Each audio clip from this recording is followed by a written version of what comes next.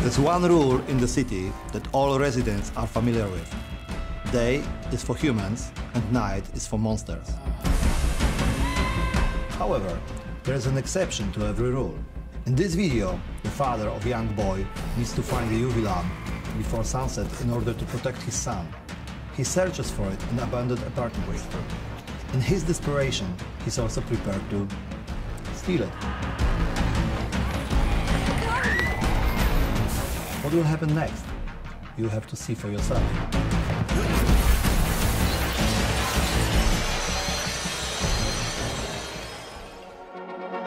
Our first goal was to understand what Dying Light 2 team wanted to achieve through the cinematic trailer. We are looking for an immersive story that would represent the game world and its rules. A world that was shaping up at the time of animation production.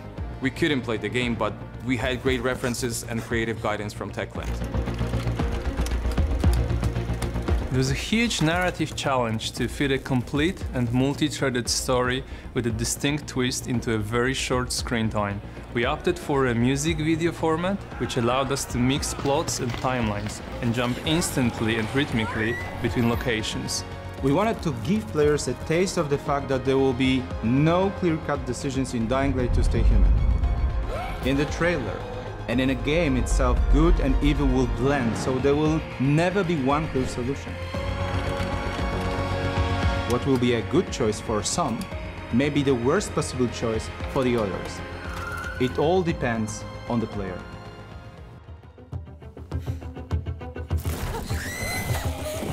Survival in the world of Dying Light isn't just about fighting monsters. It's also a fight between people for resources and survival every night. In Dying Light, people have taken matters into their own hands and started adapting everyday objects to the conditions they live in. For the purposes of the trailer, we created a portable UV lamp powered by electricity and batteries to be hung indoors and outdoors. It is this object that the characters in our film are fighting for. We were looking for the right tricks for our Night Runner, moves that wouldn't cause him to lose his running pace, yet would be spectacular and impractical enough to emphasize cinematic hyper-reality. We hired stuntmen specializing in parkour to record these sequences. The actors' movements were then recorded in a motion capture studio.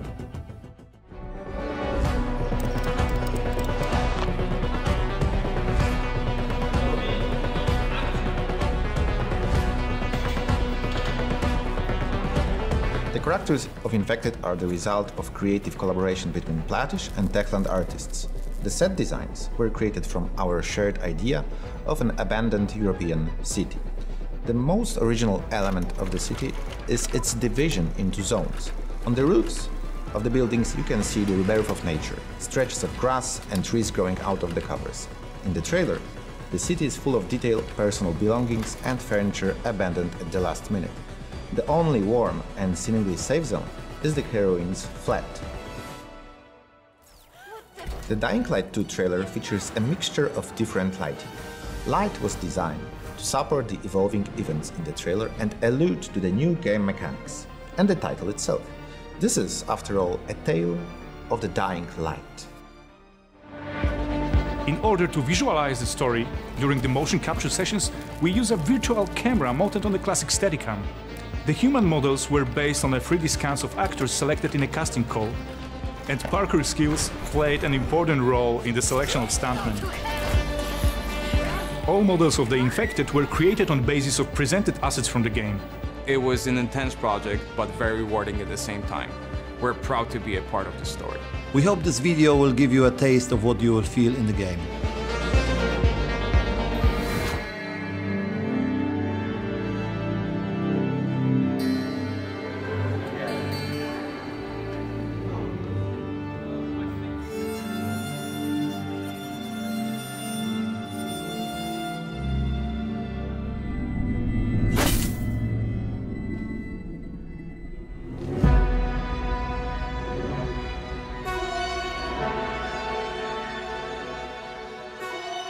Music for Dying Light 2 is very special because it plays on many layers. We wanted the music to reflect more of the, let's say, broken world that Dying Light 2 happens in. So we wanted this word broken to be among everything with the music, and at first it was about, okay, to find the right colors.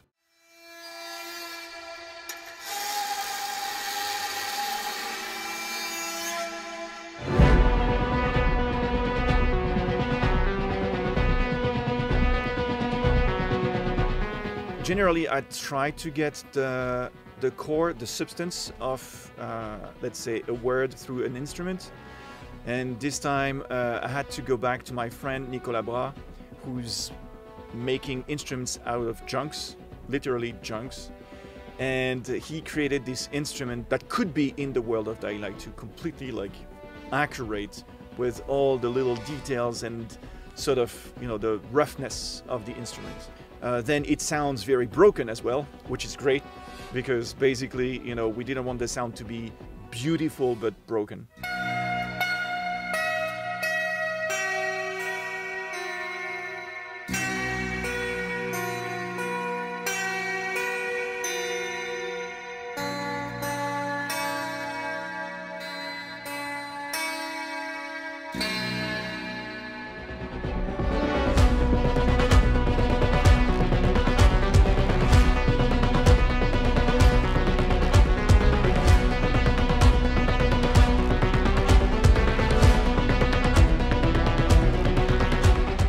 I mean, one of the things about the sound of the orchestra in this is a lot of the music is very, very fast and very staccato and very precise. And the editing on this was very carefully done.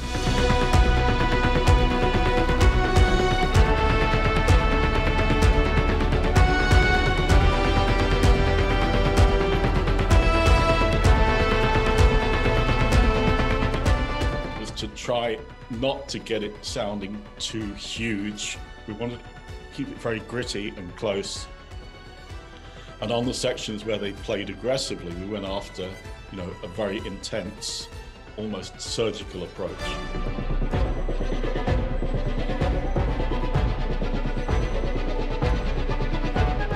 It was the first time ever I had to, number one, record separately. The brass were not with the strings, that were not with the woodwinds. Sections were separated. We need to try and assimilate as best we can our dynamics and our phrasing as if we were all together in the same space at the same time, making sure that phrasing, dynamics from the first day are transferred to the second and then to the third. So the upbeat to 34 is as printed: piano, then crescendo, downbeat of 35, forte. If we were in a non-COVID scenario, obviously Olivier would be here. But actually the technology that the Abbey Road guys have set up is super slick. So I have a picture of him, I have a monitor in front of the conductor stand. So I get to see him, I hear him super clearly, crystal clear. And there's no lag, he's hearing a really nice live mix. And mainly because of COVID. But then it was like an opportunity for me to sort of explore what I could do with that. And I'm someone that I really love going crazy into post-processing what, you know, an orchestra is doing to eventually do something that is not something you can perform.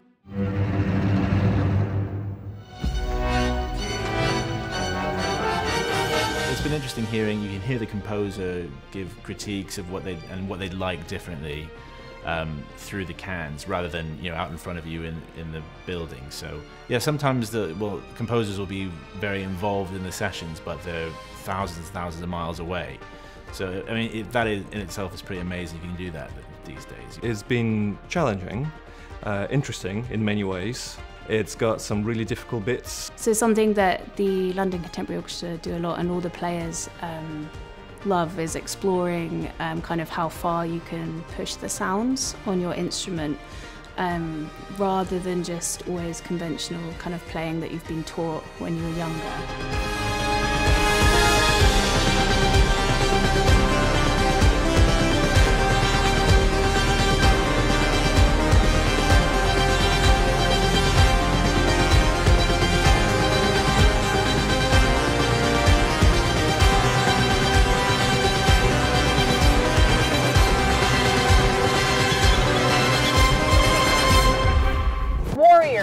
sorts. A very tough woman who is fighting her past and looking to seek revenge on the people who wronged her. Now, what I really love about this game and this character is that how she is really dependent on you, the player. Is she going to be this rage-filled killer who is obsessed with her goals? Or will she be a night runner who risks her life to save others? Hello everyone, welcome to another episode of Dying to Know More. Today we are going to talk with someone very special. Aiden, are you ready to say hello to Dying Light 2 fans? Oh yeah. Hey guys, my name is Jonas Scott and I voice Aiden Caldwell in Dying Light 2. Hello, Jonah. Hi. I'm very curious, how is it to play such a role in a video game? Is it a challenge for you or just a normal job? Well, I think this is a little bit more than a normal job for me. I've been Aiden for about 5 years almost at this point. I played him originally as a scratch track, a temporary vocal track for the real actor to go in and then listen to timing, to get cutscenes and things like that for localization purposes. But over the years, they just kept asking me to come back and voicing more tiny other things. And I had to sit for a little while not knowing whether or not I would be Aiden. And then eventually they were just like, yeah, we thought you knew. We thought you were going to come back and do the real thing. So here I am, honored and humbled to voice Aiden in Dying Light 2. It's a dream come true. Yeah, we are also honored that you are the voice of Aiden Caldwell. And how about the script? Is it long? Oh, yeah. In a word, yes. Very, very long. When we do video games, we do them in an Excel spreadsheet. It's not like a traditional script, like a movie script. And because of that, the place where we recorded has a tracker at the top of the Excel spreadsheet. And the tracker had the max number of lines that I had, and that would keep getting bigger as the script kept improving and getting more and more reviews on it. But I think at the most point, it was like 50,000 lines. Oh, wow. Yeah, it was a lot, and I can't imagine how many that the other actors have, like Rosario Dawson. They also would have just as much, if not more lines than I would, because a lot of mine are just grunting and jumping and running and things like that. But yeah, the script itself is very long, very long. It was a good gamification of the video game script that we could, as I would do lines, we could see it be ticked off and see us making progress throughout the script. It was fantastic. Mm-hmm. And is there any place for improvisation? Oh, lots. I was able to put in a lot of pre and post life because a lot of the lines themselves are wild, which means that I didn't have any timing or anything like that. I could go as long or as short as I wanted with the line. I could breathe through it. I could take pauses. I could stumble. I could really make it feel lived in and real. And that is something that I've been looking forward to doing my entire career. And it was a really, really great opportunity for me. I had the most fun I've ever had performing, honestly. And how do you prepare yourself for the role? For example, Aiden is jumping, running, fighting, and talking at the same time. Do you have any special technique? Well, preparing, obviously besides standard warm-ups and things, I would sing. One of my favorite things to do when I would warm up is I would listen to the Beastie Boys on the way to the studio, and I would kind of rap along with that. But actually preparing and doing running and jumping and parkour and things like that, I would actually do that in the booth. It wouldn't be the full movement, obviously. We have like a 10x10 booth. But I would breathe through my lines. I would make sure that everything felt natural and real.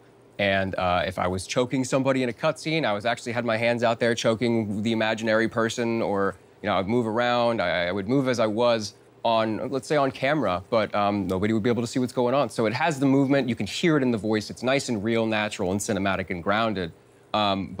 Yeah, beyond preparing, you just got to breathe, make sure everything sounds natural, and make sure it's good, because I'm going to make a game that I want to play. Very interesting. And you are also known from anime roles. Yeah. What is the difference between video games and anime? Well, in anime, it's animated, so everything is just a little bit more over the top. It's a little bit bigger. But here, I was able to take a lot of really grounded cinematic reads. I was able to dial it back a lot and make it so that he felt like a movie character. He felt like a film character.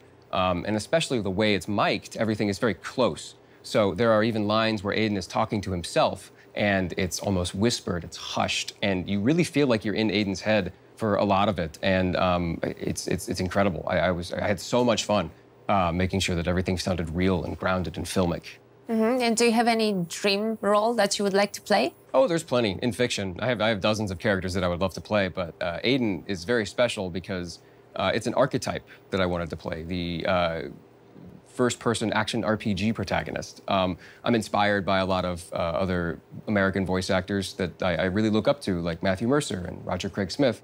They're inspirations for me. And beyond wanting to impress them, I want to make sure the fans get what they want. Because I'm a fan of the game myself. It was the first game I played when I moved to LA. I got the audition and I was floored. I want to make sure that I'm a streamer too. So I want to make sure this is a game I want to play, especially on stream or even privately in my own home. I want to make sure that this is something I want to keep going back to. I want to make sure that this is a game that I want to play. I want to make sure that Aiden is a character that is likable, that is lovable. So yeah, definitely. And speaking about Aiden, aren't you tired of him? Do you still like him? Oh, not at all. Aiden is a fun character in that when we were making the character initially, because I've been this character for almost 5 years, he's gone through a lot of variations. And the first thing we were trying was this whole Spider-Man kind of like fun, quippy character. But the story itself is very serious. It's very grounded. It's very real and gritty. So we came back and we reassessed. We're like, how do we make this character moving forward? He can't be too fun, but we still want to make sure that he has a lighter side because the story is so dark. So instead, we went with a more Nightwing archetype, where this guy is very gritty, he's very down to earth, and he's very real and pragmatic. But he has a fun side too, and you're able to hear that in a lot of dialogues. You're able to hear that in a lot of like a lot of his parkour has a lot of quips in it and things like that. So he has a lot of fun parkouring. He definitely enjoys what he does, and that's how we were able to kind of lighten him up a bit and make him very likable and very fun to perform. So no, I'm not tired of him at all. Cool. And my last question, how is it to hear yourself in a video game? In a word, surreal. I've never really heard it. I've heard my voice in video games before, but it's never been to this extent where I just keep talking, right? Usually I'm waiting for another character to interrupt me, but it's like Aiden speaks a lot and he does a lot of efforts and there's a lot of parkour and every grunt, every breath, every sound that you make is me. And sitting down to play the game, I would be frozen a lot in disbelief because it's just like, I almost cry because this is the dream come true for me. And sitting down to see it all come to fruition, thousands of people's thousands of hours working together on this one game to come out, and it's actually happening. It's so surreal to hear my voice in that capacity, and I'm honored and humbled, and I want to thank everybody for letting me be involved. Thank you, Jonah. And as I said, we couldn't imagine better voice for Aiden Caldwell. Thank you. Thank you for joining me today, and thank you all for watching us. See you soon. Hello everyone, welcome to this holiday scenery of the next episode of Dying to Know More. Recently, you flooded us with thousands of comments about one thing, health bars. So today, together with my guests, we will talk more about user interface and experience of Dying Light 2 Stay Human. Hello, Agata. Hello. Are you ready to reveal some secrets? Sure, but to be honest, there are not that many secrets there. User experience is all about finding the balance between maximizing the fun that game is giving to the players, but also making it more immersive, especially when it comes to first-person gameplay. Okay, so can you tell us more about it? What is your main goal in creating user interface in Dying Light 2 Stay Human? When we are creating UI, the most important thing for us is to make this game as easy as possible to understand for the players. And this is why we gathered thousands of hours of recording for the playtest and gigabytes of data to help us find this perfect mix. And how do you do that? It is challenging, of course, but after analyzing all of those data, we find different profiles of our gamers. For example, there are those players who are more experienced in action games.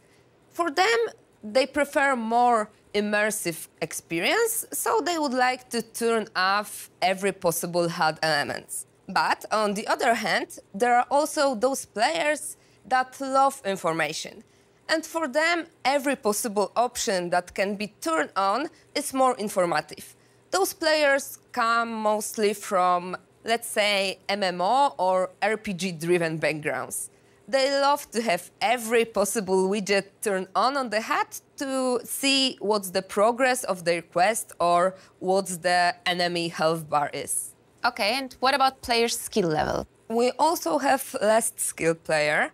And during the playtest, then they enjoyed and even asked us for any additional help that UI can provide them. The most important thing that we need to think about everyone. And how do you find the balance between all these needs?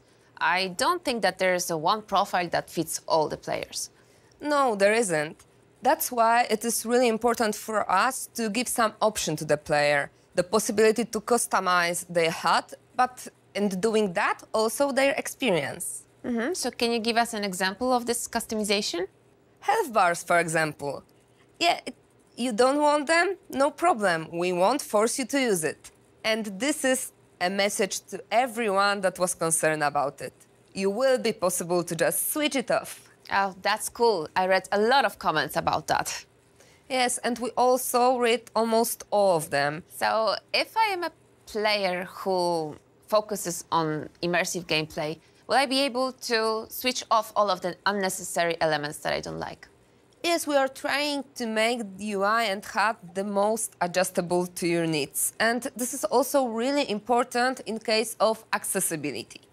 You know, Dying Light 2 Stay Human is a very dynamic game with dynamic gameplay, dynamic music, and of course some elements of the HUD also needed to be dynamic, like, for example, quest log.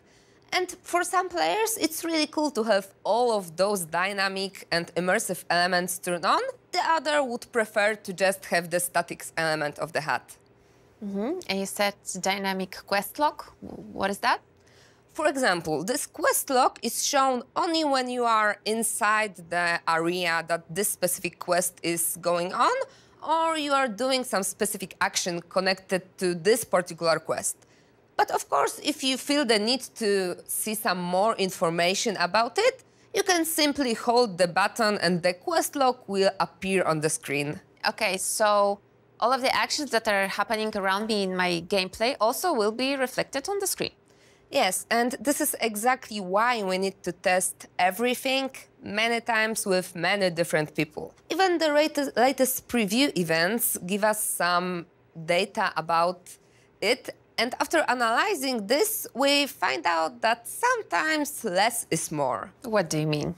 Well, there is this one person, a content creator. After his preview session, he made a video that's showing how cool and great he is while parkouring. So on this gameplay, he's doing one combo after another, and this small widget that is popping up on the screen while you're gaining parkour experience point on this video is visible all the time for almost 3 minutes when he was tracking one combo after another. It was insane. Okay, so what does it tell you from the user experience perspective? It's telling me that this element, however really rewarding for some players, it's just another boring HUD notification for another. What I mean, this element is really great, you know, because it was created with our audio team to be aligned with dynamic music that we have in-game. But after this preview, we decided to do some changes in that. What I want to say is that UI needs to be useful and clear for everybody. Everyone needs to feel at home, like everything is in the right place on their screen. Okay, got it. So give me 3 elements of the perfect UI.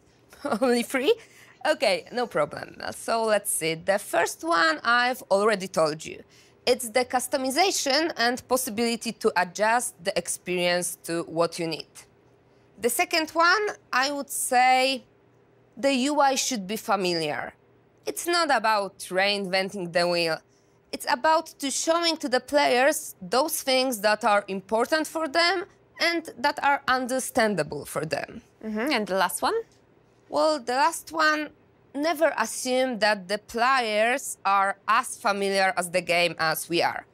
You know, while working on the game and developing it, we spent thousands of hours playing our game, so some of the features are really easy and obvious for us. It's not like that for all of the players. Okay, so I can see that even if the work on the game is finished, your job never ends. Yes, because every comment is really important for us. And we are really listening to our community, as we did with the health bars. Every comment is important, even and especially after the release. Because let's see, right now the game was tested by hundreds, maybe thousands of players, but after the release we will hear from millions of them. And there might be some conflicting opinion. Oh, I see. So how far can you go with compromising it? Far, but not too far.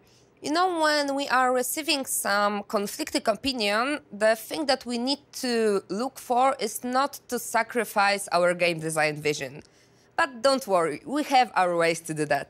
Okay, so I'm not. But you've mentioned before accessibility. Are there any options in Dying Light to stay human? Absolutely. Dying Light 2 is complex, open-world, first-person RPG games. That means some limitation, but we really want to make it accessible for people with disabilities. Okay, I see. We do that by listening to people and analyzing their behaviors. This is what's really important to me and in user experience itself, that it should really suit the people.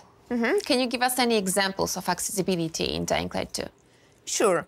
For example, we have some option to customize the visuals of the dialogue, so the size of the text, background color, or the color of the speaker names for those with visual and hearing disabilities. There's also possibility to switch between tapping to holding the button for quick-time events for those with motion disability. And we also add a couple of profiles for color blindness people, but we are still exploring this area. Okay, but what about, for example, left-handed people? Oh yes, we are going to have a special control profile for left-handed people too. And once the Dying Light fans starts playing and sharing their experience, we are planning to add even more. We can't wait to hear their feedback. Okay, thank you, Agata. You shared a lot of information with us. Thanks, Paulina, for having me here. And as always, thank you very much for watching us today. And remember that Dying Light to Stay Human will be released really soon. So don't forget to pre-order it at preorder.dyinglightgame.com. See you soon. Happy holidays. And remember to stay human. Hi everyone, welcome to the next episode of Dying to Know More. Today we will be talking about a very unique topic for the Dying Light franchise, which is parkour. I hope that my next guest will tell us some juicy details about parkour in Dying Light to Stay Human. Hello, Timon. Hello everyone. Hi, Paulina. So we've already said how important it is to us to deliver very realistic parkour, but how do you achieve that in a video game? So yes, that was the core goal, to create a video game, a parkour video game, which is as close to real-life parkour as possible. So we have an adaptation of skills and moves that people who practice this real-life sport do. And we have worked with David Bell, the father of parkour, and we have used his experience, his insights, his feedback to create something that I hope looks very well on the screen, very realistic. But please keep in mind that this is a video game, so we had to change some things for the sake of experience so everyone can get fun out of it. So about these changes, what is the difference between real-life parkour and the parkour in the game? Well, there are some differences, definitely, but let me start with this one, the most important one. So when you do parkour in real life, you have your normal human field of view. And you see in front of you, like a huge distance, you see on your sides. So you process a lot of information about your surroundings. You are also fully aware of your body, of its limitations. So you combine those informations to decide what you want to do next. What's your next step? And in the game? Well, in the game is a little different, because in the game, first of all, you are limited to what you see on the screen. So the field of view is different, you only see in front of you, and also your body awareness is not on the same level. So we had to do something to help players a little bit, to give them a little handicap.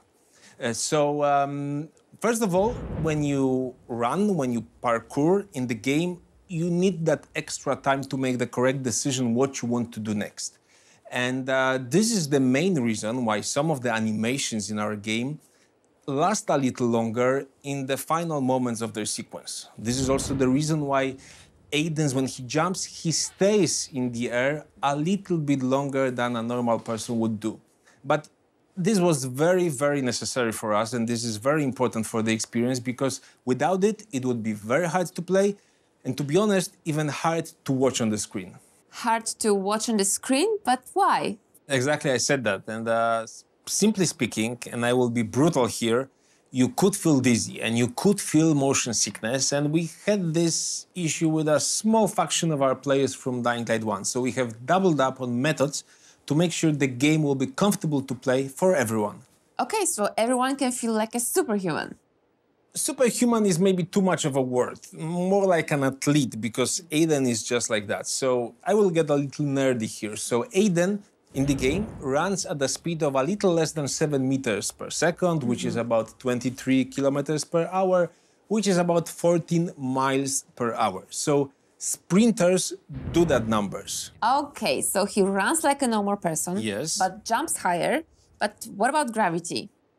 Okay, so that's actually very interesting, nerdy a little bit too, and I think this may surprise you. So, of course, we simulate a lot of physics in Dying Light to stay human, and we also use a lot of physics variables. For example, the gravity. And the gravity in Dying Light 2 is set to exactly 9.8 meters per second, which is...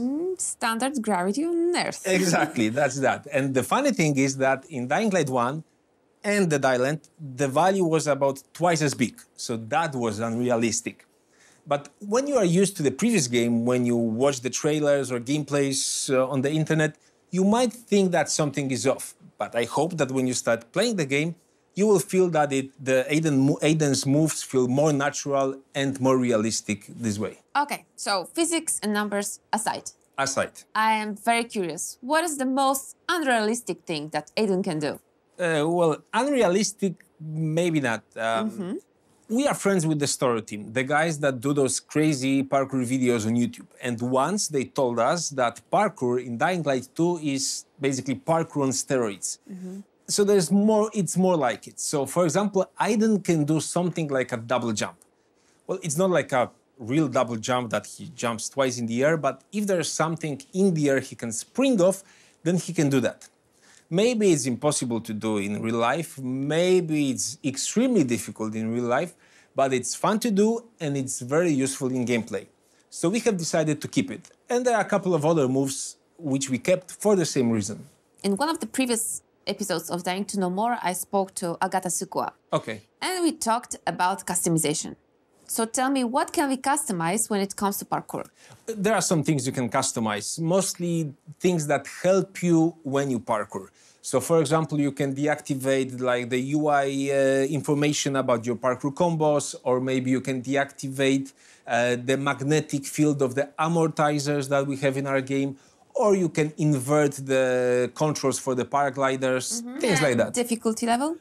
So with difficulty modes, we don't change parkour much, because parkour was designed to be, as they say, easy to learn and hard to master. So I believe every player will be able to traverse the city with ease, feeling the freedom, feeling the flow of it. But of course, if you put more time into it, you will be able to do it more effectively, pull off crazier combos and stuff.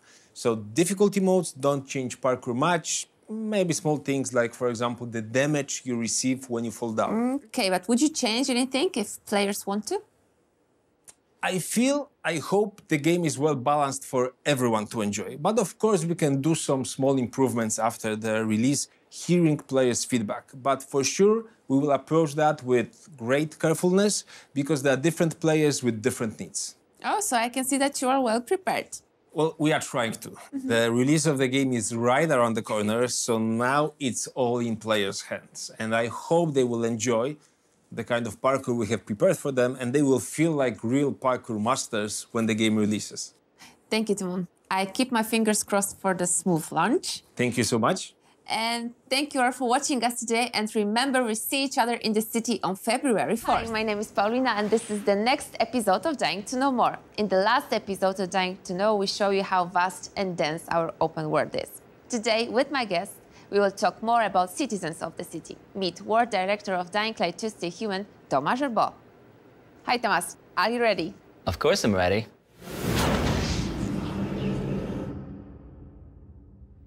Okay, so let's talk about the city and its inhabitants. And first of all, I'm really curious, what changes did Aiden bring to the city? Well, you see, Aiden is an outsider. He's a pilgrim, and he basically spends his life on the roads trying to evade the infected. There is nothing normal about what he does. But somehow, the circumstances bring him to here, the city, where people have started to build some kind of new normality, which is constrained by a world, of course, fighting infected, you know, the renegades, stalemate. But he's going to disrupt this normality by his choices and by his action, basically. Are you trying to say that there's a routine in post-apo world? Well, sort of, actually. In our world, the fall of civilization happened some 15 years ago, so people have gotten the time to get sort of used to it. You know, that's what people do. They got used to everything. So now they are no longer surviving. They're trying to live. They're just human in an extreme situation. A good example of that, for example, is Rahim, a guy in Old Villador that created the analog version of a dating app. But there are also other examples, such as like in the Missy, for example. Missy? Who's Missy? It's not a person. It's a place. It's a ship that was grounded during the fall of civilization in the warfare in Central Loop. And the peacekeepers have turned it into one of their main military bases. So if you look at it from outside, it really looks a lot like a military base. But inside, it's actually teeming with life. So what you will see is you will, of course, see soldiers training, changing their clothes, cleaning their weapons, getting their orders at dispatch. So what kind of future do they believe in? A safe one, I guess. Maybe a bit too safe, actually. You see, peacekeepers believe in law and order as, you know, the founding of civilization. Yeah, but these rules seem to be very strict. They kind of are, indeed, but you could argue that it's what gives them an edge when they are fighting the renegades or the infected who actually thrive in chaos. You know, after all, the peacekeepers, they're just a product of their environment. They're products of our world. And regardless of what you may think about their philosophy, you will feel their presence everywhere in the city. Some could even call it propaganda, actually. So I understand that there's a lot of environmental storytelling around inhabitants of the city. Am I right? Yeah, what we tried to do is we tried to let the players understand the rules of our world through their experience, through this exploration, actually. So, for example, if you look at this guy inside one of the cells of the prison in the peacekeeper's ship, you can wonder what he did. You know that he didn't steal because otherwise his hand would be chopped off, as you can see, because it's part of the rules. But maybe he challenged PK authority? No one knows. Yeah, and what will we see? Details, a lot of them. Besides just the factions and the main characters, we really tried to give life to all the inhabitants of our city. So from eavesdropping, looking at the graffiti, checking the billboards, you know, listening to some of the tapes that are found around the world, you will really learn a lot about what our world is about. It's really the layer that will give textures and that fleshes out our world. Well, actually, that sounds really cool. I can't wait to see what you guys created for our players. We're pretty excited, too. Thank you, Thomas, for joining me today. I hope to see you soon again. Always a pleasure. And that's it for today. Thank you all for staying with us. Stay tuned for more, and remember, stay human. Hi guys, we're Team Stora.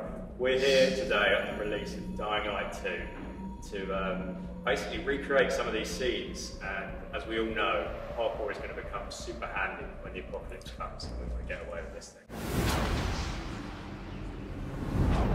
What got us into parkour was we started watching a documentary back in the day called Jump London, made by a legendary guy called Mike Christie. All got us into parkour and moving. And another cool thing about this is David Bell, the founder of parkour, is featured in doing the motion capture and the movement for the game, which is really interesting. We're going to try and also recreate some of these stunts and moves as well. Actually, I think the first thing I watched on the internet was David Bell doing roof gaps, so that was a strong inspiration. And our style of movement is quite rooftop heavy, which is definitely inspired from David Bell. Big drops, David Bell does them the best. So the iconic gap manpower, it's just really inspiring to see this kind of renegade, don't care attitude, and these people using these architectural spaces in a unique way that I had never seen before, we had never seen before. So it just inspired us to move. And knowing that founder, David Bell, has a big part in this game is just crazy to know. So obviously it's a game world and you can do lots more parkour in the game than you can do in real life. You can take crazy drops, you can jump up buildings that you wouldn't be able to do in real life, but I think that's a good thing, being able to explore, and ultimately it's parkour on steroids. You've got so many opportunities in the game to jump and cross these spaces that you probably wouldn't be able to do in real life, but they're using real parkour techniques, so it's the best of both worlds. So the advice that I give to the Dying Light 2 gamers across the world would be head to the rooftops and escape. From our own personal experiences, escaping is the best form of self-defense. Get on your feet, start jumping roof gaps, run, jump, you won't get caught. In the game, I feel like the thing that I would utilize most, obviously being a parkour athlete, are the parkour skills, but also being able to use the parkour in a creative way to evade the infected and also to kind of stagger in and involve the fighting as well. That's kind of what I would do. It's also cool that you can use the axes, you've got zip lines, you've got these crazy sort of like pole vaults all over the map. So you can really just explore, get creative, and you'll find new things to do. I think if the infected actually came to London, the story would do pretty well on the rooftops, to be honest. We've spent the last 15 years designing escape routes and getting away from stuff. It's all we really think about is parkour. So I think we did pretty well, to be honest. Have a good chance of surviving the apocalypse. So that's it from us. We're about to start shooting here on location today, and we'll actually find out what happens if the monsters in the game turned up in real life. Who's going to be the first one to die? Who's going to be the first to go? Who's going to be the first to go? Seriously intense stuff coming, so keep your eyes peeled. Hi everyone! Today I will take you on an artistic adventure around the city. My next guest is Katarzyna Tarnacka, Environment Art Director.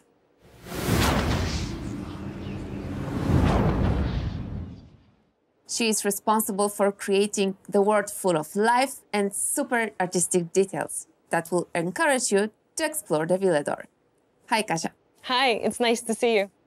Okay, so art in modern Dark Ages. Please tell me, why is it so important to express it in the game? Every city is full of different types of art, whether it's actual street art or advertisement banner, business logo, or even simple traffic sign. It's all graphic design, designed by an actual artist. And without that, a city in the game would feel empty and distant, just not immersive. That's why we've put a lot of effort in designing many, many murals and a lot of street art for the city of Villedor. A lot. That's a key word. Yeah, it is a lot. But for us, it's an opportunity to create something really close to our hearts. Sometimes there is actually no limitations and we get to express ourselves just like street artists. We can create something that is important to us, talk about something that we care about, or create something that makes us laugh and add another Easter egg. Okay, I need an example. Okay, so the mural that is actually close to my heart and touches on topics that I care about is a mural made by Emil Cegielski. It's a kind of a snapshot of a person's thoughts captured in a moment, and I think it's really interesting to read into it. Okay, the jar, the thoughts, I really love it. And I also heard that our community loves our murals. Yeah, that's true. When we designed the street art for Dying Light 1, the community reacted really positively and really appreciated what we've done. So it was natural for us to add more for Dying Light the following, and now, of course, Dying Light 2. We get to talk about things that matter to us, world situation, some commentary on that, but also things that we care about and love, for example, our pets. But also things that were a big inspiration in the very early stages of the development of Dying Light 2, for example, paintings of Hieronim Bosch. Oh, actually, he's known for adding a lot of animals to his awesome paintings, so... But will we have any, for example, cat murals? You know, cats are quite viral. Yeah, that's true. We do have cats on our murals. We have dogs and even one rabbit. And, of course, the chickens. Oh, I actually saw the chicken mural in our Wrocław office. Is it coincidence? Not at all. We recreated some of the murals from our games in our Wrocław office because we just like them. And we smile when we see them in the corridor. And can you tell me more about them? Sure. My favorite is probably the girl with an umbrella. It's a mural from Dying Light 1. You can find it in the Old Town. And I think it was the one that was the most appreciated by Dying Light 1 fans. And I think that's fair because it's really beautiful and actually really clever. But the one that always makes me laugh is the Never Forget chicken mural from the following. It was part of a really ridiculous and intricate Easter egg that we made. And I still can't believe that it now exists in real life.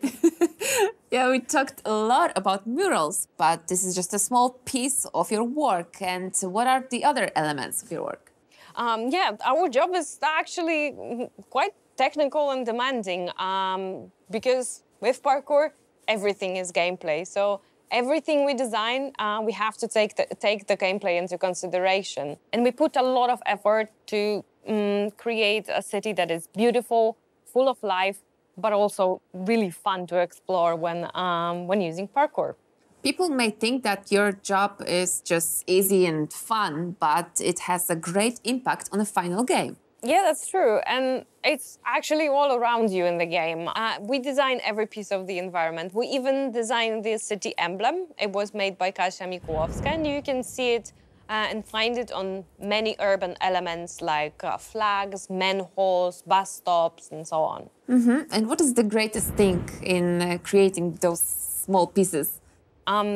We go into a lot of research when designing those things. When it comes to mural, aside from thinking about the meaning, about the topic, we go into research on how does the paint behave on the certain surface, how to recreate the spray paint in the digital art forms. We often wonder about things like what would people use to write with so many years after the fall of the civilization? Would simple pens, would they survive? And if not, what would they use? Would they go back to quill? And if so, how to recreate those imperfections and characteristics of ink in digital? And we often go into so much details as in actually inventing handwriting for given NPCs. And our artist, Kuba Witowski, is an absolute master in that. Yeah, that sounds amazing. And any other interesting details? Yeah, actually, every member of concept art team for the environment has designed a teeny tiny set of stickers, and you can see them and find them all around the world. They're not part of any quest. They're not a collectible item. They're just small detail that every one of us wanted to add to the game. And here are the examples of stickers from Kasia Zielińska and Ania Krzemin. We definitely should create an art gallery with all of your works. That would be awesome. But first, let's give the players a chance to explore the city and find the details on their own. Oh, I'm sure they will spend a lot of time searching for these collectible murals, all these small pieces of art. I hope so. Thank you, Kasia, for joining me today. Thank you, Paulina, for having me. And thank you all for watching us today. And remember that we see each other in the city on February 4th.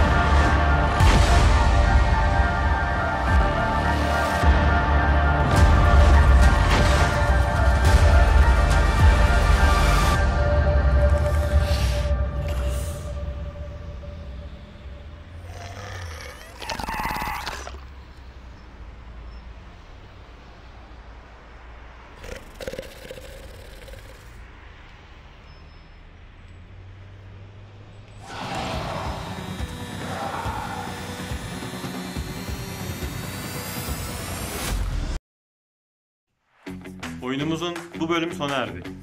Heavy TV kanalına abone olmak için sol taraftaki simgeyi, devam bölümünü izlemek içinse sağ taraftaki simgeyi tıklayabilirsiniz. Şimdilik görüşmek üzere.